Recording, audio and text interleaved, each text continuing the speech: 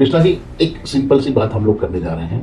अभी फिलहाल आईटी का ज़माना है, informational technology, AI, artificial intelligence के ऊपर बहुत सारे लोग काम कर रहे हैं। तो एजुकेशन सिस्टम जो समाज की एक रीढ़, आपको क्या ऐसा कभी आज तक की आपकी जर्नी में ऐसा फील हुआ कि जो स्टूडेंट लाइफ से शुरुआत से लेके आपने आज तक पढ़ाई की है, उसमें कहीं कुछ बदलाव की ज़रूरत है, कुछ कमी है या कुछ करना चाहिए? अभी फिलहाल का जो एजुकेशन सिस्टम है, इसमें स्टूडेंट्स को कॉन्सेप्चुअल लर्निंग नहीं दी जाती। तो एक सबसे बड़ा ड्रॉबैक यही है एजुकेशन सिस्टम का। फर्स्ट ऑफ ऑल, जो बच्चा ग्रेजुएशन या पास आउट होके यहाँ से निकल रहा है, वो उसकी मार्केट में कोई वैल्यू या कोई डिमांड नहीं होती। एग्जैक्ट। क्या आप उससे एग्री करते हैं ये बात से? यस, मैं इस बात से 100% एग्री करता हूँ कि आपको जो भी कंसेप्चुअल लर्निंग चाहिए वो इस टाइम पे आपके पास नहीं है। और जो भी अभी इंडस्ट्री और मार्केट रिक्वायरमेंट है, अगर आप उन सबको फुलफिल नहीं कर पाओगे तो आपकी कोई वैल्यू नहीं रह जाएगी। तो एजुकेशन सिस्टम में एक ऐसा चेंजेस लाना पड़ेगा जो, फॉर एग्जांपल, अभी जो करंट सिलेबस है ये ओल्ड डेटेड सिलेबस है। अगर हम लोग देखने जाएं तो प्रैक्टिकल के नाम पर हमारे पास कुछ है ही नहीं। यस, एक पर्सन जो टेक्स्ट बुक रीड करके जो पढ़ता है उसको चीज़ें याद करने में बहुत मुश्किल होगी। एआई या एमएल को एजुकेशन सिस्टम के साथ इंटीग्रेट करके कुछ ऐसा डेवलप करिए कि बच्चा मोबाइल फोन यूज करते करते एक प्लेफुल वे में उसको पढ़ ले। ऑडियो विजुअल थिंग्स हैं जो एक साथ कंबाइन है, तो वो लोगों को बहुत जल्दी याद रह जाती है। Culture is the most important part of our life. अभी जो हमारा जो एजुकेशन सिलेबस है वो आउटडेटेड है। यस। और उसकी जो पैटर्न है, स्टडी पैटर्न, वो भी आउटडेटेड हो चुकी है। नमस्कार दोस्तों, welcome to podcast of entrepreneurial era. मैं हिरेन व्यास। एंटरप्रेन्योरल एरा ये इंडिया और यूएई दोनों के बीच में एक ब्रिज बनाया हुआ एक इंग्लिश मैगजीन है, जिसमें हम लोग दोनों कंट्री में जितने भी एंटरप्रेन्योर लोग हैं, जिन्होंने अपनी स्टार्टअप से शुरू करके आज एक मकाम हासिल किया है, उन सब लोगों की सारी जर्नी, जिससे दूसरे आने वाले जनरेशन के लोग इंस्पायर हो सके और उसे पढ़कर, उसे सुनकर कुछ आगे बढ़ सके, ऐसा एक छोटा सा प्रयास हम लोग करने जा रहे हैं। तो उसकी आज हम लोग एक शुरुआत करने जा रहे हैं। तो आज हमारे साथ स्टूडियो में, पॉडकास्ट के हमारे स्टूडियो में, श्री कृष्णा मुदलियार, जो कि रिसेंटली पास आउट हैं, गोल्ड मेडलिस्ट हैं जीटीयू से और इंफॉर्मेशन टेक्नोलॉजी से हैं, जो कि करंट स्टूडेंट हाल ही में जिसने पास किया है, वैसे रह चुके मिस्टर कृष्णा हमारे साथ मौजूद हैं। तो हम लोग इस पॉडकास्ट में कृष्णा जी का स्वागत करते हैं। कृष्णा जी नमस्कार, welcome to podcast of entrepreneurial era. Thank you sir. Krishna ji, एक सिंपल सी बात हम लोग करने जा रहे हैं। आपने तो रिसेंटली अभी पास आउट किया।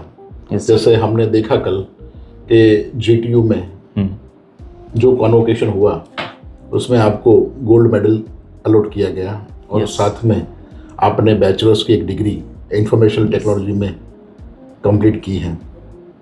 तो हम लोग जनरली ये सोचते हैं कि अभी फ़िलहाल आईटी का ज़माना है, informational technology, AI, artificial intelligence के ऊपर बहुत सारे लोग काम कर रहे हैं।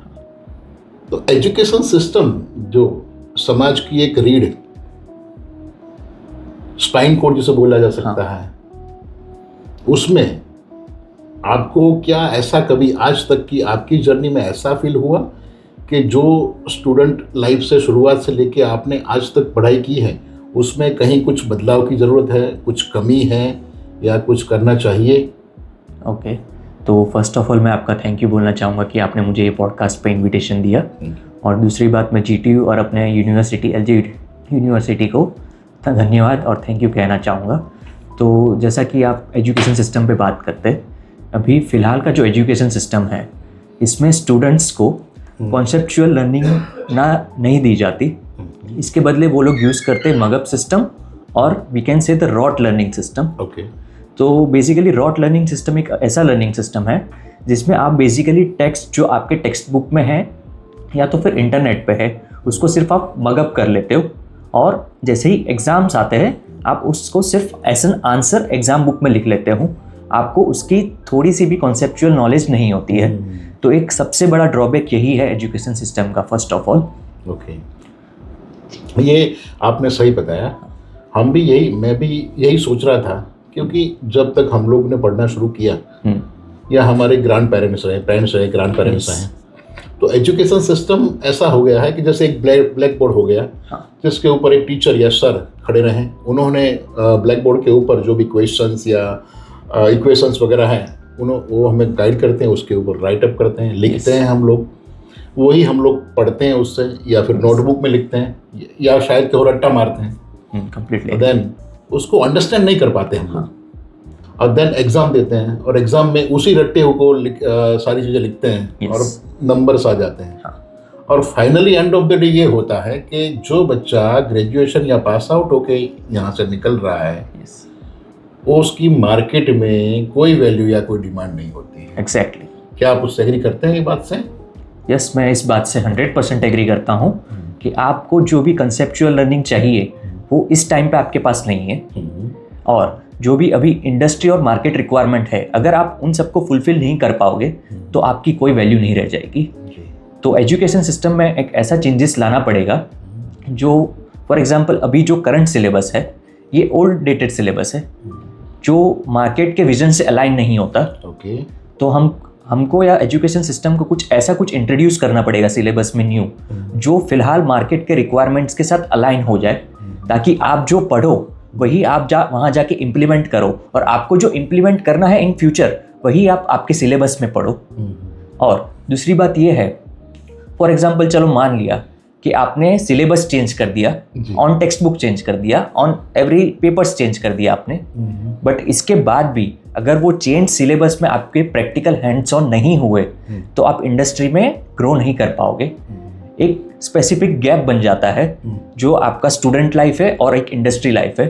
ये गैप मैंने भी मेरे खुद के जॉब में फील करा है कि मैंने जो 4 साल में पढ़ा है वो तो चलो ठीक है, ऐसे थ्योरी मुझे अच्छा लगा, बट जब मैं एक एम्प्लॉय टाइप किसी ऑर्गेनाइजेशन में एंटर करता हूँ तो उनकी जो भी रिक्वायरमेंट्स है क्या मैं वो फुलफिल कर पा रहा हूँ। तो मैंने ये ऑब्जर्व करा है कि सिर्फ और सिर्फ एक थियरी या कुछ पढ़ लेने से आप वो फुलफिल नहीं कर पाओगे, आपको एक हैंड्स ऑन एक्सपीरियंस चाहिए रहेगा ड्यूरिंग योर ग्रेजुएशन। तो इसी के साथ ग्रेजुएशन के साथ साथ जब थियरी में आप हो तो उसमें आप प्रैक्टिकल हैंड्स ऑन ज़रूर होना चाहिए हमारे इंडियन एजुकेशन सिस्टम में। सही है, यही चीज़ का लैक हो रहा है शायद, हम लोग ये सोचे तो, क्योंकि basically the thing is that कि हम लोग यहाँ पर रटी रटाई पढ़ाई तो करते हैं, that is okay. Apart from that अगर हम लोग देखने जाएं तो प्रैक्टिकल के नाम पर हमारे पास कुछ है ही नहीं। यस, बेसिकली हमने जो एजुकेशन सिस्टम जो पहले से चला आ रहा है वही सिस्टम है। मैं ये समझ रहा हूँ शायद कि आपकी जो भी याद करने की या फिर रट्टा मारने की एक ताकत है, उसी लेवल पर या उसी की एग्जाम हो रही है। यस, प्रैक्टिकल तो कुछ है ही नहीं। तो आप कुछ ऐसा सजेस्ट कर सकते हैं कि भाई मार्केट में अभी जैसे बहुत सारे लोगों ने कुछ नया, जैसे कि बच्चे लोग अभी नई जनरेशन को आप देखते हो, तो वो लोग क्या करते हैं, हमारे टाइम पे तो ये मोबाइल डिवाइस या फिर टैबलेट या फिर लैपटॉप ये सब नहीं हुआ करते थे, लेकिन आज आप देखोगे 2 साल का बच्चा, उसको मोबाइल दे दो हाथ में, यूं घुमा के स्क्रॉल करता रहता है। Yes, exactly. तो हम लोग ये चाहते हैं कि आज वो बच्चा 2 साल की एज में ये सारे इंस्ट्रूमेंट के साथ हैंडी है, तो जो पढ़ाई आपको कराई जा रही है वही पुराना सिस्टम से, तो वो बोरिंग नहीं लगेगी क्या? यस, तो मैं इस पे ये कहना चाहूँगा कि अभी जो फिलहाल का एजुकेशन सिस्टम है इस पे क्रिटिकल थिंकिंग का कोई डेवलपमेंट नहीं है, क्रिटिकल नॉलेज का कोई डेवलपमेंट नहीं है। तो हम इस एजुकेशन को कुछ ऐसा बदल सकते हैं। अभी रिसेंटली बहुत सारी AI टेक्नोलॉजीज आ चुके हैं, तो हम इस टेक्नोलॉजी को हमारे एजुकेशन के साथ इंटीग्रेट करके कुछ नया थिंग्स प्रोड्यूस कर सकते हैं जिसमें बच्चे और आसानी से सीखे। फॉर एग्जांपल मैं आपको एक बात समझाता हूँ। एक पर्सन जो टेक्स्ट बुक रीड करके जो पढ़ता है उसको चीज़ें याद करने में बहुत मुश्किल ही होगी, और टू बी मोर साइंटिफिक, जब आप बच्चे होते हो आपके पास आपके दिमाग की बहुत क्षमता होती है, तब न्यूरॉन्स डेवलप हो रहे होते हैं, आपकी कैपेबिलिटी बहुत ज़्यादा होती है एज एन अडल्ट, ठीक है। तो आप जब बच्चे होते हो तब इस AI या ML को एजुकेशन सिस्टम के साथ इंटीग्रेट करके कुछ ऐसा डेवलप करिए कि बच्चा मोबाइल फ़ोन यूज़ करते करते एक प्लेफुल वे में उसको पढ़ ले, ठीक है। टेक्स्ट को याद करना बहुत मुश्किल होता है, बट कभी भी हम कुछ देखते हैं, सुनते हैं, या हमारा जो भी सेंसेस है वो सब एक साथ मिलके काम करता है, तो जो भी चीज़ें हम कर रहे हैं वो बहुत ही आसान तरीके से और बहुत आसान तरीके से याद कर लेते हैं। सही, आप वो सही बता रहे हो। जैसे कि एज फॉर एग्जाम्पल हम लोग देखने जाएं, शायद आपको और मुझे ये तो पता ही होगा कि हमने पहला मूवी कौन सा पिक्चर कौन सा देखा था और कहाँ होगा वो, बिकॉज ऑडियो विजुअल थिंग्स हैं जो एक साथ कंबाइन है, तो वो लोगों को बहुत जल्दी याद रह जाती है। तो आज के लेवल पर, आज के यही करंट डेज में ऐसा कुछ लर्निंग सिस्टम या फिर एजुकेशन सिस्टम या ऐसा कुछ होना चाहिए कि जिसमें स्टूडेंट या बच्चा, अभी फिलहाल जैसे कोविड का टाइम था, तो कोविड के टाइम पे ये प्रॉब्लम हुआ कि जैसे स्कूलिंग वगैरह चालू नहीं थे, तो हुआ ये कि मोबाइल के ऊपर जो भी स्टडी वगैरह था वो मोबाइल के ऊपर कन्वर्ट हो गया, या फिर टैबलेट है तो टैबलेट के ऊपर कन्वर्ट हो गया। उसके बाद एग्ज़ाम्स के जो पेपर्स वगैरह थे या सिलेबस था वो उनके ऊपर पढ़ाया गया, तो बच्चे मोबाइल के आदी हो गए। लेकिन मोबाइल के आदी होने के साथ एक चीज़ तो ये रह गई कि उनके साथ उनको जो मोबाइल दिया गया है उसमें सिर्फ एजुकेशन सिस्टम ही देख सकते हैं, ऐसा तो है नहीं। Yes, agree. इसके साथ दूसरी सारी चीज़ें भी इन्वॉल्व हैं। जो हम लोग नहीं देखना चाहते हैं वो भी हम लोग देख सकते हैं। जो हम लोग नहीं दिखाना चाहते हैं बच्चों को, वो भी वो लोग देख सकते हैं। तो अब फिलहाल ऐसा कुछ करने की ज़रूरत है। जैसे आप तो इंफॉर्मेशन टेक्नोलॉजी से ग्रेजुएट हैं, तो ऐसा कोई आइडिया या ऐसा ही कोई सोच, आपने कुछ सोचा है कि क्या होना चाहिए? What are the revolution points? Yes, आप जैसे कि जानते हो कि every product has its own advantage और डिसएडवांटेज। आपके पास मोबाइल है, बच्चे उसमें कुछ भी देख सकते हैं। I agree with your point sir. Education भी देख सकते हैं, यूट्यूब भी देख सकते हैं, सोशल मीडिया पे भी जा सकते हैं। नो डाउट कि एज एन पेरेंट आपको उस पर ध्यान रखना चाहिए, बट मैं अपनी एंड से बात करूं, एक एंटरप्रेन्योर से ढंग से देखूं, एक आईटी के पर्सपेक्टिव से देखूं, तो हमारे पास बहुत से ऐसे फीचर्स भी होते हैं मोबाइल फ़ोन्स में। फॉर एग्जांपल मैं आपको बताऊं कि एक मोबाइल या टैबलेट को ऐसे कन्वर्ट करा जा सकता है जो सिर्फ और सिर्फ आप उसमें कुछ चुनिंदा एप्लीकेशन ही देख सकते हैं। बाकी सारी एप्लीकेशन को आप रिस्ट्रिक्ट कर सकते हैं। ठीक है, तो जब भी आप अपने बच्चे को या फिर किसी टीनेजर्स को मोबाइल देते हो या फ़ोन देते हो, नो डाउट उसमें सब कुछ होगा, बट आप उसमें रिस्ट्रिक्शन प्रोवाइड करा सकते हो कि आपको क्या चीज़ें देखनी है और क्या चीज़ें नहीं देखनी है, ये आप कर सकते हो। और टू बी मोर प्रिसाइज, हम कुछ ऐसा प्रोडक्ट्स भी डेवलप कर सकते हैं जो स्पेसिफिकली एजुकेशन के लिए हो।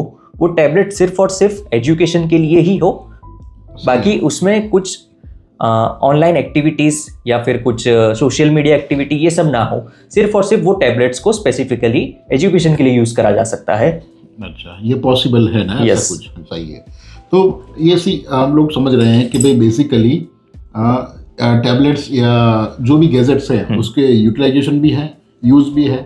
तो सामने बेनिफिट है तो ड्रॉबैक भी है। Yes, okay.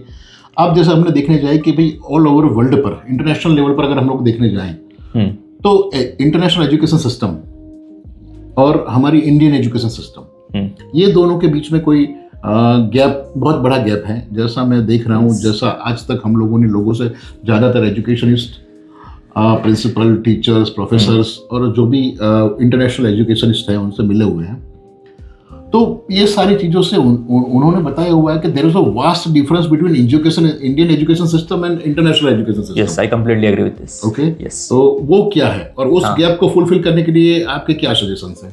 यस, अगर आप इंडियन एजुकेशन सिस्टम को देखो तो from the junior kindergarten to 12th आप क्या करते हो? आप सिर्फ आपके कुछ टेक्स्ट बुक होते, वो रटते हो, कुछ स्पेसिफिक सब्जेक्ट होते जो मतलब लाइफ के लिए इंपॉर्टेंट होते वो। बट मैं आपको एक एग्जांपल दूं, फॉर एग्जांपल जापान में क्या होता है कि पहले 3 या 4 साल तक आपको पढ़ाया तो जाता है बट कुछ एग्जाम्स नहीं लिए जाते। Instead of that what they teach is culture. Culture is the most important part of our life. वो 4 साल कल्चर सिखाते।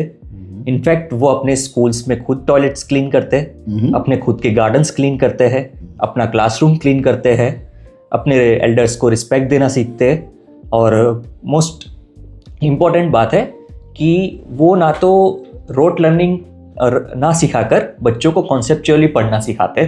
ठीक है। और दूसरी बात की जाए तो हम सिर्फ यहाँ पे क्या कर रहे हैं, एक बच्चे को एग्जाम सेंट्रिक डेवलपमेंट कर रहे हैं। ये बहुत गलत चीज़ है। आपको instead of that holistic development लेना चाहिए। What do you mean by holistic development now? Holistic development मतलब ऐसा डेवलपमेंट जो सिर्फ पढ़ाई में ही नहीं, आपकी सोशल एक्टिविटीज़ पर, आपके स्पोर्ट्स पर, आपके सॉफ्ट स्किल पर, आपके टेक्नोलॉजिकल स्किल्स पर, इन सब चीज़ों पे एक डेवलपमेंट होना चाहिए। अभी मैं फ़िलहाल की बात करूं तो आप कोई भी कॉलेज स्टूडेंट से या स्कूल स्टूडेंट से बात करेंगे, उनको लीडरशिप स्किल्स का मतलब नहीं पता कि लोगों को लीड कैसे करना है। सही है। उनको एंटरप्रेन्योरशिप के बारे में नहीं पता जी। उनको स्टार्टअप्स नहीं पता। इंस्टेड जब मैं बैचलर्स में भी था तो किसी को ये नहीं पता था कि रिसर्च पेपर कैसे पब्लिश करा जाता है। और जबकि मैं अभी एक एम्प्लॉय हूँ, AI इंजीनियर, तो एज एन एम्प्लॉय मैंने क्या ऑब्जर्व करा कि चाइना और US ये दो ऐसे कंट्रीज़ है जो सबसे ज़्यादा पेटेंट्स और रिसर्च पेपर पब्लिश करते हैं। क्यों करते? क्योंकि उनको पता है, एक प्रोसेस पता है उनको कि कैसे पब्लिश करना है। और ये सब चीज़ें हमारे यहाँ पे नहीं सिखाई जाती, सिर्फ और सिर्फ एग्जाम सेंट्रिक डेवलपमेंट होता है। तो ये बहुत गलत चीज़ है। इसीलिए इंडियन एजुकेशन सिस्टम और फॉरेन एजुकेशन सिस्टम या यूनिवर्सिटीज़ में ये बहुत लंबा गैप दिखता है हमको। ट्रू, सही बता रहे हैं आप। इसी वजह से, यही गैप की वजह से आज आप देखने जाओ तो जो भी इंडियन लोग हैं, अगर वो US में हैं या फिर ओवरऑल कहीं भी हैं वर्ल्ड में, जैसे कि हम लोग नाम गिनाने जाएं तो मिस्टर सुंदर पिचाई, सत्या नडेला, ये लोग 5 ट्रिलियन के ओवरऑल इकोनॉमी है उसको लीड कर रहे हैं। वो लोग गूगल हैं, माइक्रोसॉफ्ट हैं, ऐसी ऐसी बड़ी बड़ी IT बेस्ड कंपनियों को चला रहे हैं, एक सक्सेसफुली रन कर रहे हैं। वही लोग हैं, वही माइंडसेट है। तो कभी कभी ये भी मुझे देखने में आया हुआ है, या मैं समझ सकता हूँ ऐसा कि भाई हमारे यहाँ का जो ब्रेन है, वो ब्रेन शायद कुछ सालों बाद या फिर एक सर्टेन लेवल पर उनके माइंडसेट क्लियर होने के बाद वो लोग ओवरसीज मूव कर लेते हैं उनके फुल फ्लेज डेवलपमेंट के लिए। तो जिस तरह से आप बता रहे थे कि हमारी एजुकेशन सिस्टम में एक लेक ये है कि हम ओवरऑल ग्रोथ नहीं कर रहे हैं। सिर्फ एग्जाम सेंट्रिक बच्चों को बताते हैं कि भाई एग्जाम क्या है, एग्जाम देना है, एग्जाम पास करना है, अच्छे नंबर लाना है और आगे बढ़ना है। बराबर है। तो अब ऐसे कुछ गैप हैं मार्केट में, बराबर। तो उसको कवर करने के लिए मुझे पता है शायद कि समवन बाइजूस और शायद मैं नाम लूँ ना, कंपनीज वगैरह, उन लोगों ने ऐसे गैप को फुलफिल करने के लिए कुछ एजुकेशन सिस्टम के लिए उन लोगों ने कुछ रिकॉर्डिंग वगैरह रखा था। लेकिन बेसिकली उसके भी ड्रॉबैक्स यही हुए। वो व्हाट इज द बाइजूस का एक्चुअल थिंग्स क्या था वो आप पता है? आप बता सकेंगे कुछ उसके बारे में? प्लीज। उसके पहले मैं एक चीज बताना चाहता हूँ। जैसे आपने बोला कि मोस्ट ऑफ CEOs अपने जो है वो इंडियन से बाहर, तो मैं ये भी बताना चाहता हूँ कि वो जो CEOs थे, नो डाउट उन्होंने यहाँ पे IIT IIM से ग्रेजुएट करा होगा, मैं मानता हूँ। बट आप उनका जब हिस्ट्री खोल के देखेंगे तब उन्होंने बाहर जाके भी ग्रेजुएट करा है और उसके बाद वो सब ये इंडस्ट्री में एंटर हुए हैं। तो आप देख सकते हो कि यहाँ पढ़ने के बावजूद वो पोजीशन नहीं हासिल कर पाए। बट वो जब बाहर जाके पढ़े, ठीक है, उन्होंने रिसर्च करा, तब जाके उनको वो पोजीशन मिला। ठीक है। और बात करें बाइजूस की, तो बाइजूस का सबसे बड़ा ड्रॉबैक यही रहा कि वो ऑनलाइन पे आए, no doubt they make the use of internet, but उन्होंने ऑनलाइन पे आके भी यही गलती कर दी कि टीचर्स थे, स्मार्ट बोर्ड था और स्मार्ट बोर्ड पे भी वो लिखते ही गए। उन्होंने कोई चीज़ें विजुअलाइज नहीं कराई कि कैसे हो रहा है, या तो कोई 2D या 3D में लोगों को फील नहीं कराया। मैंने जैसे ही कहा कि जैसे ही आपको फील होता है तो आप जल्दी चीज़ें ग्रास्प करते हो। बट उनके टीचर्स या उनके एंटरप्रेन्योर्स ने यही गलती करी कि सिर्फ स्मार्ट बोर्ड लगा देने से क्लासरूम स्मार्ट नहीं बन जाता। सिर्फ तुम स्मार्ट बोर्ड पे भी लिख ही रहे हो तो वो स्मार्ट क्लासरूम नहीं है। इंस्टेड ऑफ दैट आपके स्टूडेंट्स को फील होना चाहिए कि वो क्या पढ़ रहे हैं। तो उनका सबसे ड्रॉबैक यही रहा है। ओके, सही है। तो आप ये बता रहे थे, उसी हिसाब से मैं भी इसी बात को लेकर बात कर रहा हूँ कि ड्रॉबैक बाइजूस ने भी किया, लेकिन बाइजूस क्या कर पाया कि भाई वही क्लासरूम सिस्टम उन्होंने एक्सेप्ट की, एडॉप्ट की, तो उसी वजह से वो सॉर्ट आउट नहीं कर पाए। अगर हम लोग देखने जाएं तो एजुकेशन सिस्टम में अभी फिलहाल एक ऐसा बड़ा वैक्यूम है ओवरऑल कि भाई हमारे यहाँ और फॉरेन की जो एजुकेशन सिस्टम है उसके बीच में, तो उसको लेकर और may be government has to be decidedly, अब जैसे 1 फरवरी के आसपास जो बजट लॉन्च होता है, हमारा रेगुलर बजट वगैरह है, तो उसमें भी एजुकेशन सिस्टम को डेवलप करने के लिए बहुत सारे फंड्स वगैरह और एडवांस और कुछ ना कुछ नए नए इवेंट या फिर प्लानिंग किए जाते हैं, लेकिन वो प्लानिंग का एक लेवल सर्टेन तक नहीं पहुंच पाता है, एंड यूज़र तक नहीं पहुंच पाता है, या किसी न किसी कोई ना कोई वजह से कुछ ना कुछ प्रॉब्लम होता रहता है। तो आप क्या मानते हैं कि भाई ये जो पूरा वैक्यूम है, जो एजुकेशन सिस्टम फिलहाल जो हमारे यहाँ एडॉप्ट की गई है और इंटरनेशनल जो मार्केट में चल रही है या जो ट्रेंड है, ये दोनों के गैप को फुलफिल करने के लिए बीच में उसमें से क्या रास्ता निकाला जा सकता है और कैसा रास्ता निकाला जा सकता है? ओके, तो मैं अभी ये मानता हूँ, आप भी मानते हो कि इंडिया का इकोनॉमी अभी बूस्ट पे है। नेबरिंग कंट्रीज पाकिस्तान, श्रीलंका, भूटान, बांग्लादेश, तो ये सारी कंट्रीज अभी बूस्ट पे, ठीक है। बट आपने एक चीज़ नोटिस करी कि हमारा जो इंडिया है उसका कुछ अमाउंट या कुछ percentage of amount during budget जो एजुकेशन पे जाता है वो लेस है as compare to this countries. Okay, आप देखो बांग्लादेश, श्रीलंका, ये सब हमसे नीचे, मतलब इनकी इकोनॉमी हमसे कम है, बट ये क्या कर रहे हैं? They are spending more money on education. Okay. But हम क्या कर रहे हैं? We are spending less on education. इस पे मैं आपको एक बहुत अच्छी बात बताना चाहता हूँ कि आपको बैचलर्स में एक ऑप्शन मिला जाता है मेजर्स और माइनर्स का। तो बहुत सी कॉलेजेस स्टूडेंट्स को ना डिसाइड करने दे और टीचर्स डिसाइड करते हैं कि कौन से मेजर्स और कौन से माइनर्स होने चाहिए। क्यों पता है? क्योंकि टीचर्स को स्पेसिफिक सब्जेक्ट का नॉलेज नहीं होता। अगर मैं ऑप्ट करना चाहूँ इकोनॉमी, बट मेरे कॉलेज में अगर इकोनॉमिक का कोई प्रोफेसर नहीं हुआ या तो कोई प्रोफेसर को लेस नॉलेज है इकोनॉमिक का, तो वो मुझे वो सब्जेक्ट ऑप्ट नहीं करने देंगे।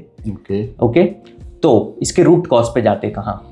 अगर वो टीचर या प्रोफेसर को पहले से ही ऑलराउंडर डेवलपमेंट का ट्रेनिंग दिया जाए, उनको थोड़ा बजट दिया जाए, टीचर्स को भी थोड़े अच्छे से ट्रेनिंग प्रोवाइड कराई जाए कि स्टूडेंट्स को कैसे पढ़ाना है, क्या पढ़ाना है, और खुद भी कैसे अपने आप का सेल्फ डेवलपमेंट या ग्रोथ देखे, तो ये सब चीज़ें मुझे फेस नहीं करनी पड़ती।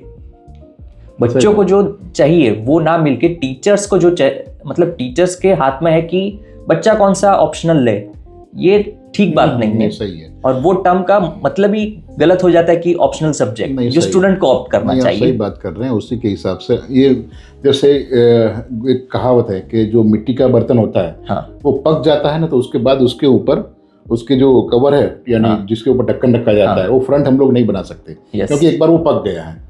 तो इसी अगर हम लोग देखने जाए तो हमारे यहाँ जो बजट की स्पेंडिंग कैपेसिटी है वो स्पेंडिंग कैपेसिटी कम है, या फिर उसको प्रोफेशनली लेवल पर वो बजट नहीं दिया जाता है। तो वो समझ रहा हूँ मैं। आप यहाँ पर ओवरऑल देखने जाएंगे तो जब बच्चा पढ़ने की शुरुआत करता है तो जूनियर या सीनियर या केजी नर्सरी को लेकर उसका ग्रास्पिंग पावर उस टाइम पर एक पिक पर होता है।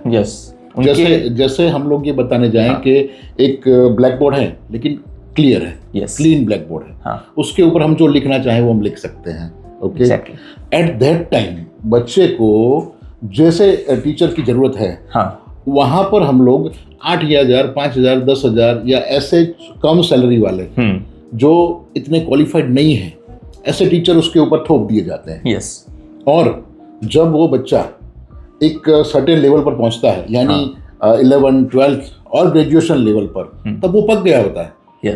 तब जो आप प्रिंसिपल्स या जब प्रोफेसर्स वगैरह होते हैं या लेक्चरर्स होते हैं, they are giving the high paid salary, तब वो उस टाइम कुछ नहीं सीख सकता। अगर उसको हमें कुछ सिखाना है, ग्रास रूट लेवल से ही सिखाना होगा। आप मानते हैं उस बात को? हाँ, जैसे मैंने पहले ही बताया था कि बच्चों में जो डेवलपमेंट स्टेज होता है 3 to 4 years और 5 years, उस टाइम पे उनके पास जो ब्रेन में न्यूरॉन्स होते हैं वो बहुत ज़्यादा होते हैं और वो न्यूरॉन्स बहुत तेज़ी से कनेक्शन बना रहे होते हैं। जैसे सर ने कहा कि एक ब्लैक बोर्ड पर खाली है तो उस पर हम कुछ भी लिख सकते हैं। सेम वे जब बच्चे छोटे होते हैं तब उनके अंदर हम अच्छी चीज़ें फीड कर सकते हैं। एट दैट टाइम अपने क्या करते हैं कि किसी छोटे लेवल पे टीचर्स जिनको 8 या 10,000 दिए जाते, उनको इतनी नॉलेज नहीं होती, प्रॉपर ट्रेनिंग नहीं होती, उनको वहाँ पे बैठाया जाता है और उनसे टीचिंग करवाई जाती है। ये बहुत ही गलत चीज़ है। एट द सेम टाइम आप स्कूल की फ़ीस देखोगे तो अभी मैं रिसेंटली बोलता हूँ, मेरी एक कज़िन है, उसके 2 बच्चे, उनकी स्कूल फीस अराउंड साल का 4 लाख पहुँच जाता है। अगर स्कूल 4 लाख ले रही है और टीचर्स को सिर्फ 10,000 दे रही है, इसका मतलब अभी एजुकेशन एक बिजनेस बन चुका है। वेरी ट्रू, सही बात है। टीचर्स को आप सैलरी नहीं दे रहे, जो ओनर है वो पूरा प्रॉफिट ले जा रहे। इंस्टेड ऑफ दैट आप क्या कर सकते हो कि आप मोस्ट क्वालिफाइड टीचर्स क्यों IITN सीनियर जूनियर में नहीं पढ़ा सकते, क्यों वो 1st to 5th स्टैंडर्ड में नहीं पढ़ा सकते। अगर उनको जो सैलरी आप कॉलेज में देते हो वही सैलरी आप इधर भी दोगे तो जरूर आएंगे। उनको ऐसा कोई नहीं कि 18 साल का बच्चे को ही पढ़ाऊंगा मैं, 5 साल के बच्चे को नहीं पढ़ाऊंगा, नहीं, उनके लिए स्टूडेंट है। बट जो सैलरी आप प्रोवाइड करते हो वो भी उनके लिए मैटर करता है। क्यों? क्योंकि वो IITN है, वो वैसे वहां तक पहुंचे नहीं होंगे, उनकी भी कुछ मेहनत होगी। तो आप एक IITN को भी अपॉइंट कर सकते हैं किंडरगार्टन स्टूडेंट्स को पढ़ाने के लिए, there is no doubt. True, सही बात है आपकी। इस मैंने देखा हुआ है, when the visit I had visited in the lot of country of the world, तो वहाँ पर ऐसा है कि जहाँ पर शुरुआत होती है बच्चे की, उस टाइम पर हाई पेड सैलरी अमाउंट होती है। इवन PhD के टीचर्स किंडरगार्टन में पढ़ाते हैं। हाँ, ट्रू, सही बात है। तो बेसिकली अभी जो हमारा जो एजुकेशन सिलेबस है वो आउटडेटेड है। और उसकी जो पैटर्न है, स्टडी पैटर्न, वो भी आउटडेटेड हो चुकी है। तो उसको रिवोल्यूशन की रिक्वायरमेंट है ही है।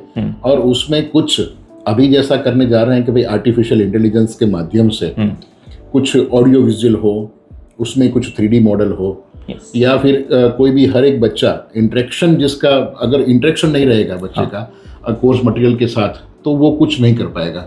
मैं मानता हूँ ऐसा, बराबर। तो आप आज हमारे स्टूडियो में आए, हमारे साथ पॉडकास्ट पे इतनी अच्छी सारी डिस्कशन शेयर की, उसके लिए हम लोग आपका धन्यवाद करते हैं। Thank you sir. Thank you.